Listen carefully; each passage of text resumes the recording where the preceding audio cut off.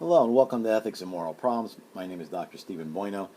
This particular lecture is on medical research from a philosophical point of view, the various contrasts and considerations. So it will not be an explanation exactly as to how medical research is pursued, but perhaps what are the ethical and underlying foundational concerns. So we're going to start first by asking the question as to exactly what is or are the strengths and limits of empirical inquiry. So if you remember, deductive reasoning is when you go from something general to something specific. And inductive reasoning is when you go from something specific to something general. So in medical testing, you're only going to work with a limited population, and then from the results that are gleaned from that exact study, then you will try to apply them to a more general sense. So first we should know that the difference between inductive and deductive is that deductive reasoning will be either true or false. Inductive reasoning is going to be either strong or weak. That's going to be an important consideration because a lot of times we might find a study that has some relevance, but it's not exactly something that is applicable to a wider population that we should rely too heavily on. So we would say that perhaps it's not wrong, but that it doesn't tell us much. In other words, we would say it's simply that it's weak.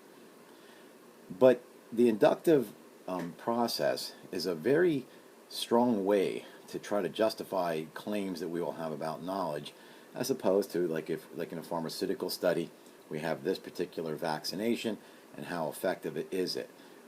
So it does provide a very robust, sense of understanding how exactly we will take some sort of knowledge through these studies and then apply them to a general population. So I will show the strengths and weaknesses of the inductive method, but I don't want you to ever think that I'm undermining it somehow.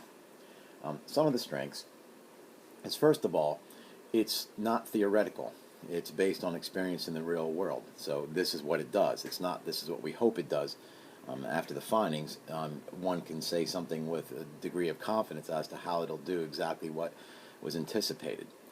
Now, something that really needs to be understood with the scientific method, because you could think particularly in terms of COVID, not commenting right now on whether or not some of the communication was done well, but people might have said that, well, we thought this and now we think this, so the science was wrong. That's not really a clear understanding of how the scientific method works, particularly with philosophical applications of certainty to it. So Karl Popper, an early 20th century philosopher, worked out that when inductive reasoning is applied and a finding is determined or discovered, that it's accepted until it's falsified. So to say that it is true until we know that it's not true is not a weakness of the inductive method. That is the inductive method. So that's not quite the same as saying the science changed. It's saying, evidently, that what we now know is no longer what we knew before. So it wasn't, in a sense, perhaps you can say it was wrong, but it was not wrong at the time. It was only known to be true until something could be falsified. Now, just to be clear, to help you understand this a little bit more, is that the inductive method can only study things that are empirically verifiable. So if something cannot be falsified, says Karl Popper, then it cannot be studied empirically, and thus inductively. So you would not study things about the effectiveness, well, let's not say the effectiveness, let's say the theoretical definition of justice, or to prove God. If somebody were to say, you have to prove God's existence, it's not something that can be falsified because it's not sensibly observed. So this is limited to what the senses can observe, and therefore also what can be weighed and measured, and it is true until it's no longer true. Another strength about this is that as beautiful as certain things, which we would call ideas, are to investigate. Beauty, truth, goodness, justice, equality, liberty, those are very important things. But they're also not things that you can be look for empirical solutions to. So here we're talking about facts as opposed to ideas. That's, I would rather strong claim, I would say. Now, David Hume, he had this concept, which is known as Hume's fork, of determining things between ideas and facts. So when we say that something is a priori, the idea is these are things that are self-evident and don't need experience. So, for instance, if I were to say the principle of contradiction, that a thing cannot be and not be in the same way at the same time. In other words, something cannot be an ice cream cone and not be an ice cream cone in the same way at the same time. You don't really need experience for that. It's known a priori. But facts, a posteriori, this is by experience alone. And without me spending too much time beyond this on Hume's fork, I want to talk about what those facts particularly are concerned with when it comes to inductive inquiry. We know that things need to be repeated. If something cannot be repeated, or we only have the finding once, then it could be that it has some validity, but it's an extremely weak one. So we're going to try within scientific inquiry to at least allow them the idea that if the claim can be repeated, then it'll be held true until it's falsified. In clinical medical research, then, when we're talking about things like vaccinations and treatments and pharmaceutical remedies for particular ailments, be it pain or something more severe like cancer and with the use of chemotherapy, we have incremental knowledge. In other words, we build on what we have known before. So how something might have been treated in the 1950s is not how it's being treated, say, today in 2022, but it's also evident to say that it will not be treated like that 30 to 40 years from now. So when you have incremental knowledge and you're building on what comes prior, this becomes very robust, and it also becomes more certain as we move along. Now we can say that, or some people have said, that they don't want to take a particular drug until they know exactly why it works. You heard some of that with the vaccinations. You know, we don't exactly know why it does this or does that. Okay.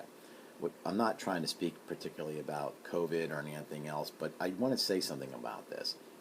Because when a person makes the claim that I don't want to use something until I know exactly why it's doing what it's supposed to do, that is not something that we've applied in the past. So aspirin, by at least the late 19th century, it was pretty clear that it reduced pain, fevers, such, though they had really no idea why.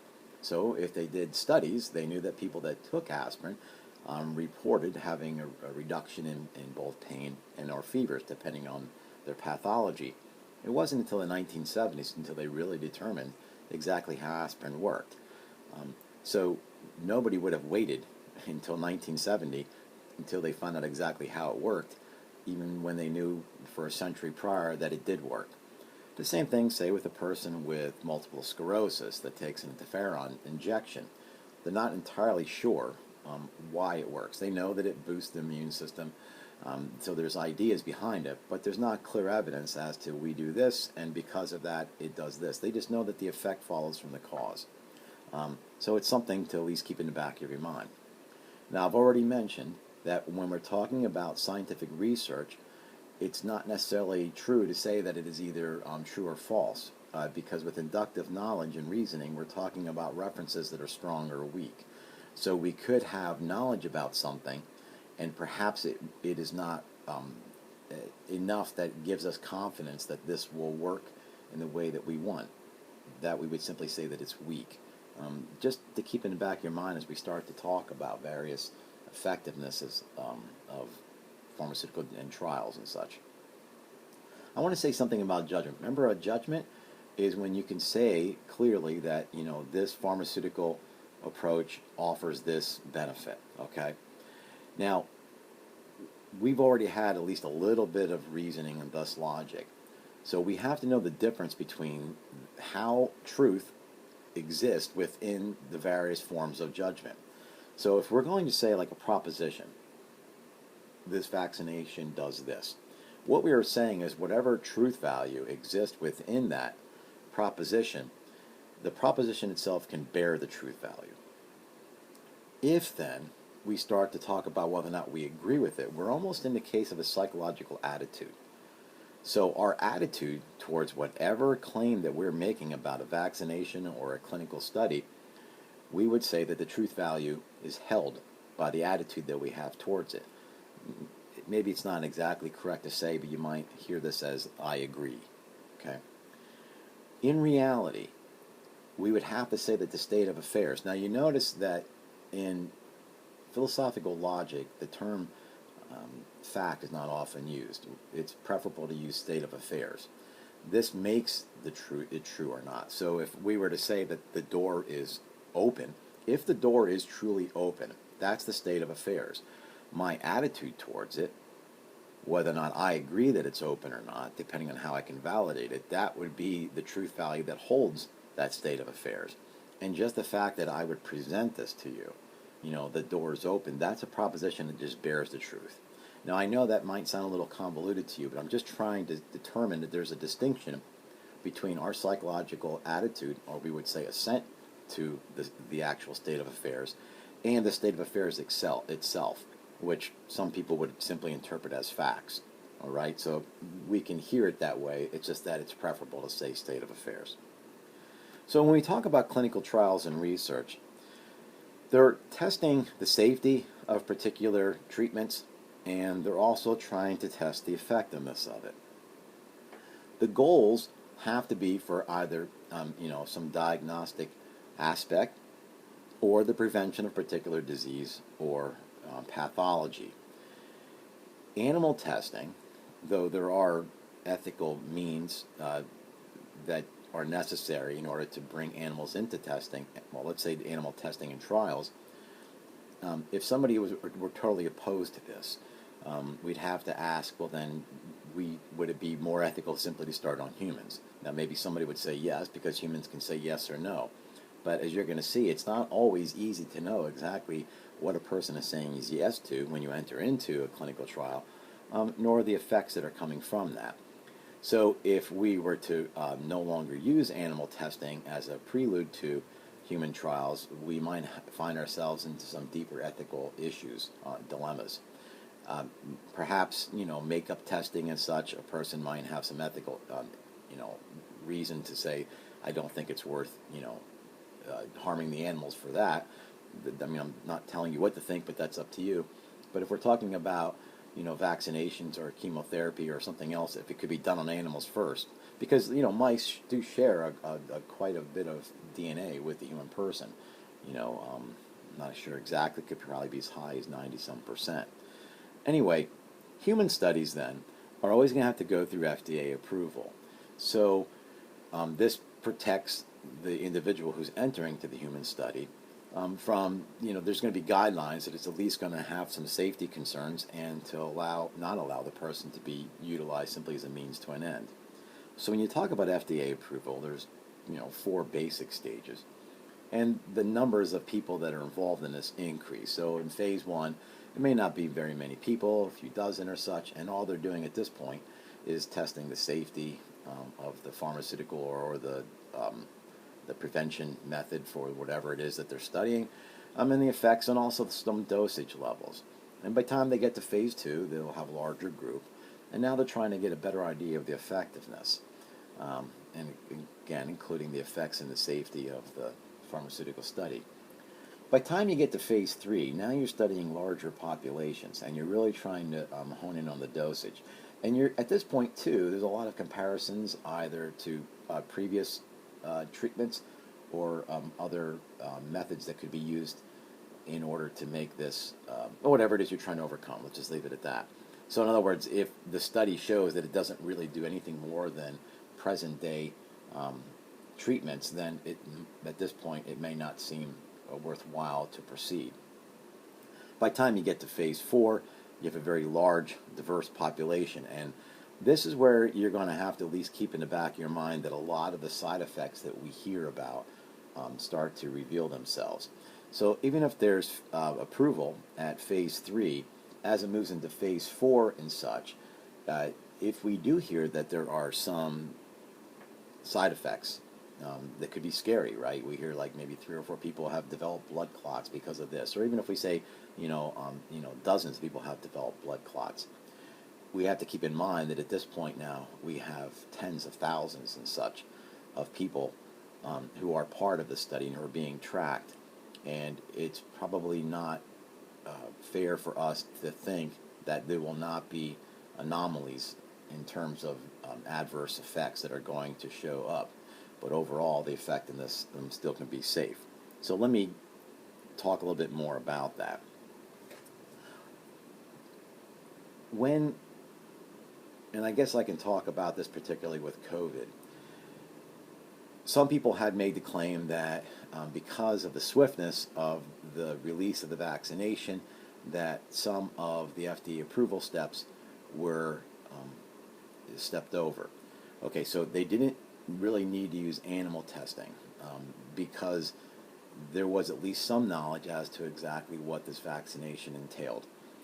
Plus, it was also very important because of the rapid process of the increase of the infection rate of this disease, that treatment needed to start with humans. In other words, if a person were at least in a vulnerable health condition where they could die from COVID, they would accept that I will take the chance with what we know about this before you go through the animal testing. But one other thing that I at least want to point out here is because the effectiveness was known so quickly, it gave the impression that certain protocols were sidestepped. But the reality is because of the rapid infection rate, you didn't need years to try to understand how this would go through a population. Seasonal flus, they are infectious and they do kill people every year, but they do not spread at the same rate that the COVID variants did. So because the COVID variants were spreading at such a high and fast rate, it didn't need the same amount of time to try to determine the effectiveness of this. Now, without me going more into it, at least consider that when you're trying to consider whether or not, you know, the speed of getting these vaccinations from not ground zero, but at least, you know, from the initial stages to actually being used in the populations. The reason why I went fast is because of the high level of infection rates of the COVID virus. So in phase 4, as you see this now go out through tens of millions of people throughout the world, we will and we should at least understand that we're obviously going to see some side effects that did not show up in the first, second, or third phase. That's unfortunately to be expected. Once you enter such a large population, it would not be uncommon to hear of side effects that did not show up in the smaller population studied. Okay. Now, when you have the results of these studies, whatever it is, let's forget about COVID. We're not talking about that right now. We're talking about any particular study that's going to be put out there through these trials. Something has to be replicated in order for it to have that robust incremental knowledge, right? Well, not all studies have, or let's say findings from studies, give people an incentive to replicate. Without mentioning anything specific, there could be things that are touching into political hot button issues, or something that maybe goes against the researcher's bias or even the bias of society at the time. So if there's no incentive to replicate something, we have findings, but we have not really determined how strong those findings are. The other problem with studies is that nobody really wants to publish a study that showed nothing significant. So, and we'll talk about why that's important in a second. But the reality is that studies, like everything else, just like in the news, we like to hear, grandiose, events. We don't want to hear about the people who perhaps are doing really well in a school. We're more interested if there was some scandal or a shooting or something like that. Those, headlines grab people's attention. Well, it's the same thing with pharmaceutical studies. If you're not showing a positive result, then nobody's really interested. So if somebody says we're studying the effectiveness of this or these two things in comparison, and nothing is really shown from it, that's a really good base of knowledge to have, because now we know that, but it doesn't really tick anybody's boxes. So there's always some preference, as it states quite clearly on the slide, for an early positive result. The other thing, too, is that you can't get away from the political in this, because pharmaceutical studies and scientific clinical trials require money. And that money comes through various agencies. And they are not going to give money and funding unless they think that there's, quite frankly, some bang for their buck. So an investment tied to false positive studies, which we'll see, this becomes an ethical issue.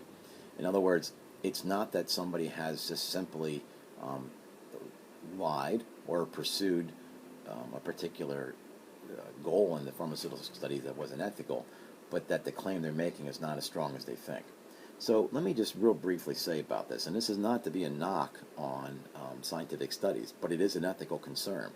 You'll see a lot of this show up, probably more so in sociology and psychological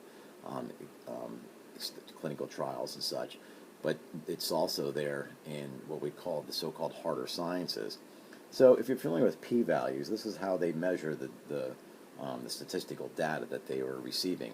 And a null hypothesis is simply, if it's null, then there's no statistical difference between what was found and just what would be appearing by chance in any population. Now, the problem is there's other varieties of this, but one concern is p-hacking.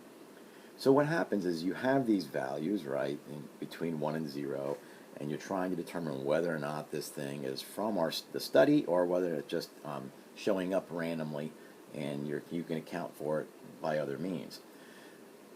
Without trying to oversimplify this, p-hacking could be selective reporting. So rather than simply saying this is my hypothesis, this is the data we have, and the data either affirms or denies my hypothesis, the researcher will go back in and look at all the data and say, okay, it really doesn't do what I was hoping it would do. But is there anything interesting in that data that I can sort of pull out? Are there links that can be shown between two things that have some statistical proof? And that is very commonly done, but that's not really the scientific method. You didn't start with the hypothesis and then stick with it. Things didn't quite work out like you thought, and now you're looking what else can we find in there. And the problem with this is that you can find some statistical correlation between things. I mean, you could probably do a study and find out that people who like peanut butter and jelly when they were young children now are showing a higher instance of attention deficit disorder. I'm making that up, but if you look at a large enough population, you can find something in there. So even though your findings are not lying, what they are is they're demonstrating very weak evidence that is justifying a conclusion or a connection that otherwise would not be there. So this is a concern. And what then we as the consumers of these studies have to do is we have to treat these results with appropriate caution. So anytime that something is found to exist out in society, like they found this correlation, or you read an article that now they know this, be very careful to absorb that initially, because remember, it has to be replicated. And if it is replicated and shown not to be significant in its findings, we never kind of hear about that. We only hear about the initial thing. So when we hear, hey, did you hear they discovered this? Just let's go easy with that. Okay. Now, if we could talk just real briefly about the ethics of human studies. First of all, what is of concern here is that the results themselves have integrity and that everybody who's participated in it has a means to protect their own safety of their personhood.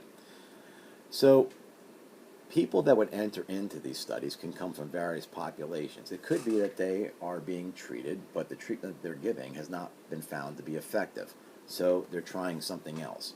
Or it could be that the treatment that they were receiving was effective, but the side effects were intolerable, so now they're trying to find some other pharmaceutical or approach basically to remedy the pathology where the side effects are more tolerable.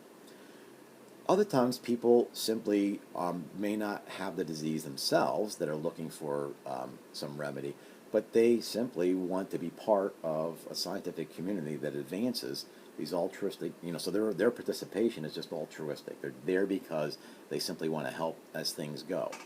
This could be that there's medical treatment that's going on now in the present, or they're hoping for some findings in clinical research that's going to have a benefit in the future. So the reality is that anybody who volunteers, there has to be consent, right? So concerns here would be the logistics of entering into the study. Not, if you live in a rural community and if these studies are done at research hospitals, it's unlikely that you're going to have access to that. But the person has to know both the benefits and the risks that are involved. You cannot go into this blindly. If you're going to consent, what at least are the foreseeable benefits and the foreseeable risks that are known? The placebo, would be good to talk a little bit more about this, but for this particular comment, all I want to make certain is that if there is a control group that's going to have the placebo, the volunteer would need to know about that. In other words, you have to know that it's possible you will be in a placebo group. Now, where they will not use placebos are in instances where it's life-threatening type, studies. So just to make it clear, if there was a new chemotherapy that they were seeing how effective it was, and a person had stage 4 cancer, they're not going to have a control group with the placebo. Everybody gets it, all right? Lastly, a person who voluntarily consents does not make a contractual obligation to be in it till the end. They are allowed to terminate their participation in this at any given time. Now, that doesn't really bode well for the researchers because it could skew their data, or it could, have effects that they were not hoping it had in their studies. But the human person comes first, okay? Now, when we're talking about controlled human infection studies, I've already mentioned this, but let me just reiterate this. Depending on the rate of infection, the time that you can go through these trials is going to be minimalized, all right? So we already know that things like COVID-19 is going to be more infectious than the seasonal flu. So it's going to be a little shorter time that's needed to determine the effectiveness of a COVID-19 vaccination than it would, say, flu A or such like that. But nonetheless, when you're talking about infectious human studies and human beings who are in the population, this is a real instance of instigating fear within us, right? So you have to try to be as transparent as possible. And by that I mean from the researchers' and point of view. So, one, the media should be used to engage the public, not to mislead them, but to let them know this is what's going on. They need to be made aware of the social value of this. In other words, there's relative risks that are involved for the population, and this is why we're doing it. They also should seek the low-risk enrollees. In other words, think with COVID, you wouldn't want to simply use, just for instance, as control groups, which they may or may not have even done this, right?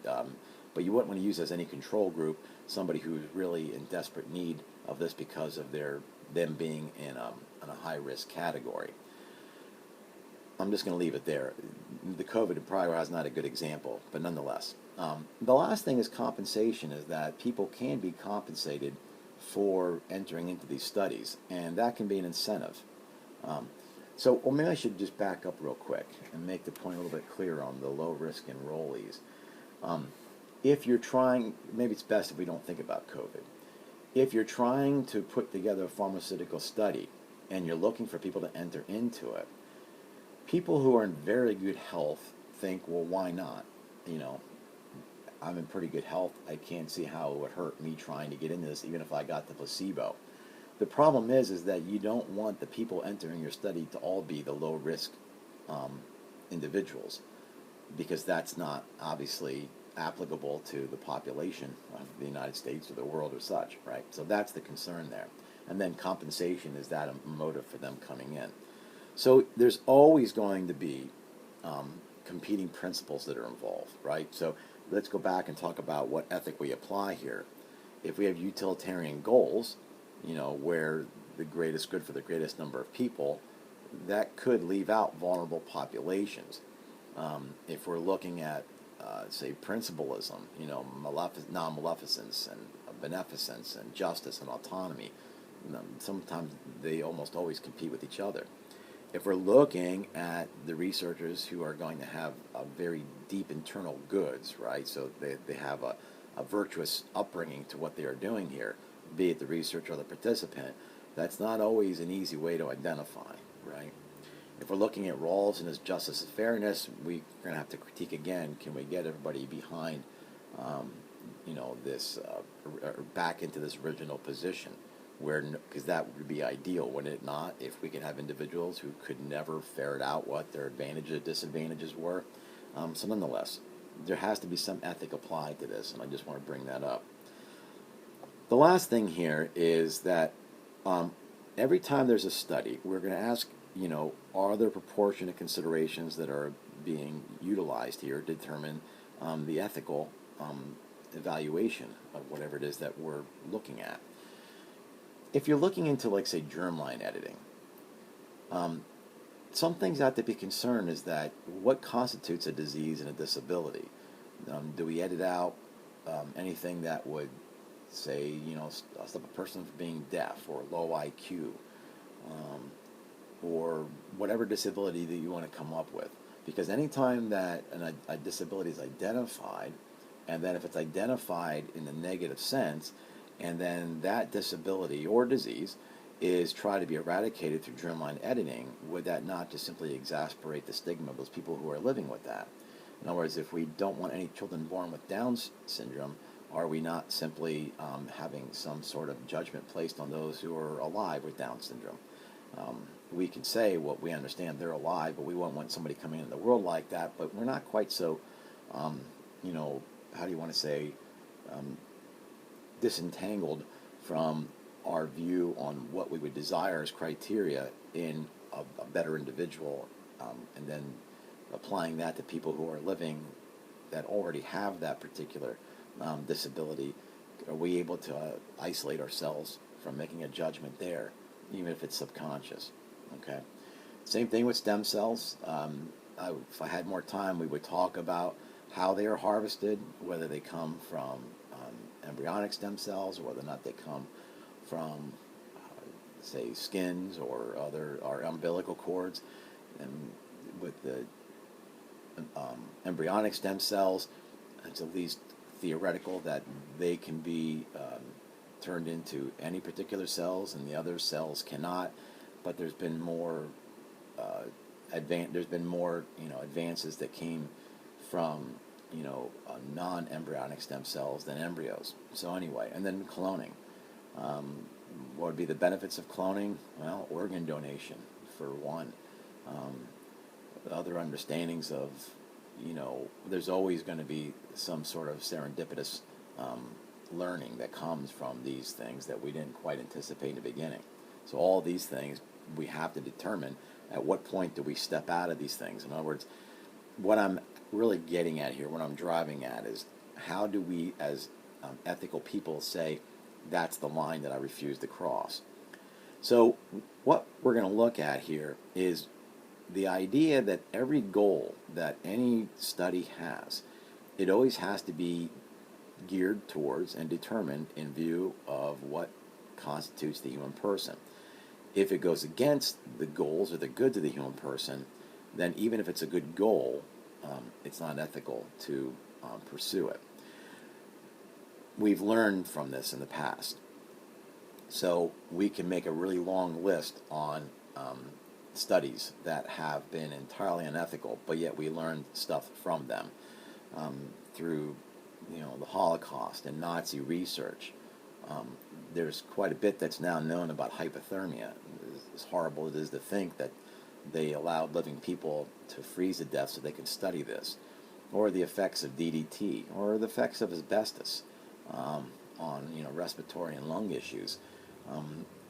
The reality is that we now know some of this stuff, but we got to know it through some very egregious means. The Tuskegee University experiment is known well, where black individuals were infected with syphilis and then studied. In the late 40s and 50s, Army personnel were literally affected with radiation, plutonium, to determine how they would react to it. And even up through the 1980s in New Zealand, what they did, and it's known as the unfortunate experiment, they took women that either showed early signs of cervical cancer, or at least seemed to have the predisposition for it. And they let them go untreated just so that they can see how it evolved and how it progressed. And it was a journalist that uncovered that. Now, we can spend a lot of time talking about a lot of other egregious ethical issues that flowed from this. What we have to ask ourselves is, is it ethical for us to use this information now? How far do we go? So I'm going to at least offer a way for you to know where to draw the line.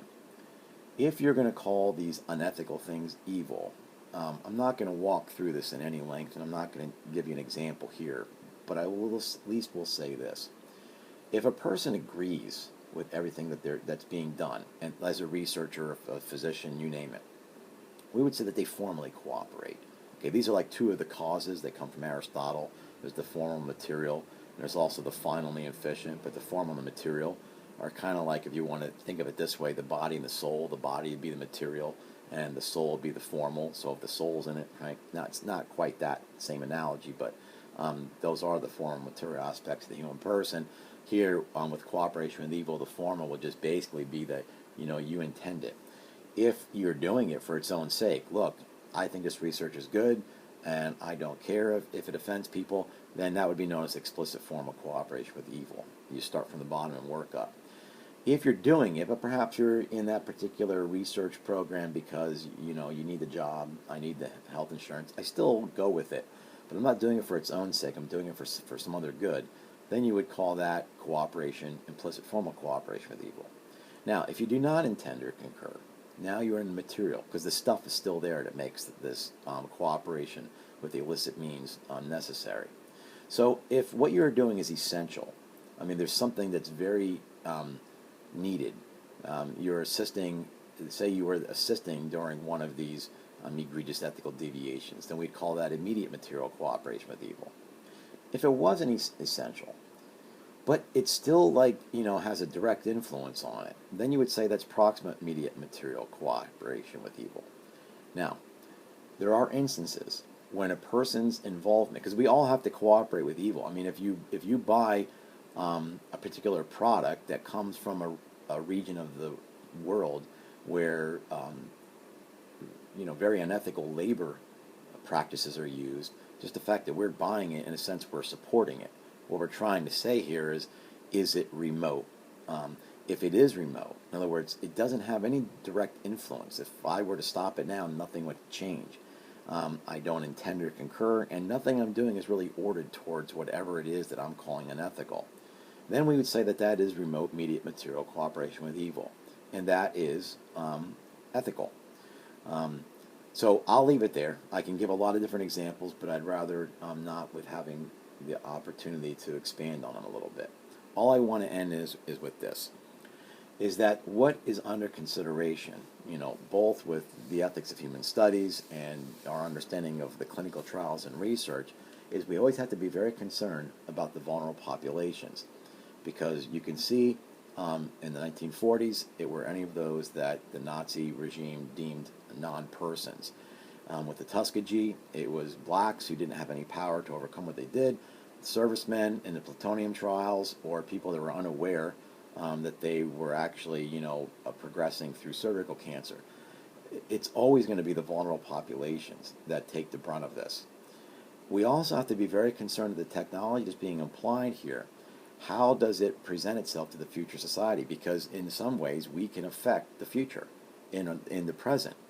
And that could be for good or it could be for ill. But it has to be part of our considerations as we move through this particular understanding of clinical trials and research, how they at least can be understood philosophically. So, anyway, thank you for listening.